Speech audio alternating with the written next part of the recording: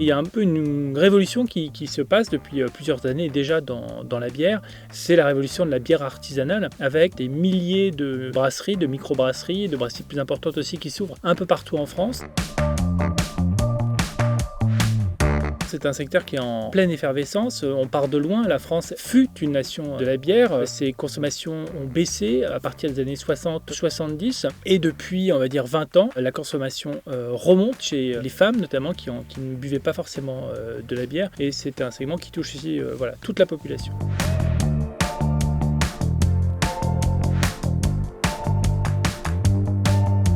Il y a une richesse gustative de la bière qui est sans fin et qui est même plus importante encore que le vin, qui va être limité à un territoire, à un AOC, à un cépage. La bière serait passée devant le vin. Alors, il y a des arguments, hein. C'est sûr que la bière, elle est plus rafraîchissante, elle est aussi un peu moins alcoolisée que le vin, un peu moins cher aussi. Au restaurant, on sait que souvent les restaurateurs font leur marge sur le vin. Prendre une bonne bière artisanale, on sera toujours moins cher qu'un mauvais vin. Par rapport au monde du vin, c'est ça qui est assez sympathique aussi dans la bière, c'est que franchement c'est pas snob, c'est pas les châteaux bordelais ou les grands négociants de Bourgogne où on se met en costard-cravate, on se vouvoie et on a une patate chaude. Ça reste la bière et donc tout le monde se tutoie, même y compris les grands patrons de grandes brasseries. Il y a vraiment une convivialité dans la bière qui est vraiment très simple.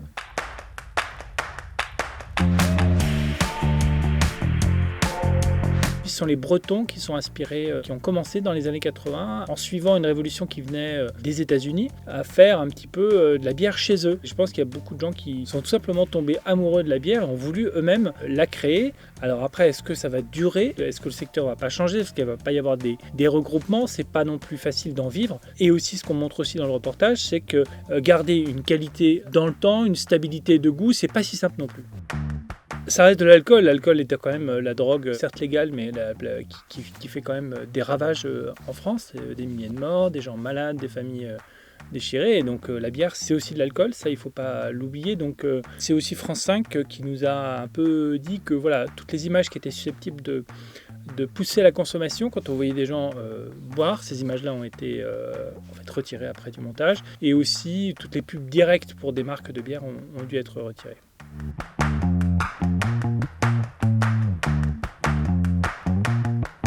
On va dire qu'une belle rencontre pour moi, ça a été les producteurs de Capdena. Gregor Engler, donc, qui était un petit-fils de brasseur lorrain, qui est tombé amoureux de la Catalogne du Nord, donc les Pyrénées-Orientales en France, et sa femme, qui est une petite fille d'agriculteur du coin. Et ils ont commencé à vouloir créer une bière non seulement locale dans un pays de vin, en créant des innovations un peu folles pour l'époque, c'est-à-dire de la mélanger avec des fruits, pas d'arômes, pas de chimie.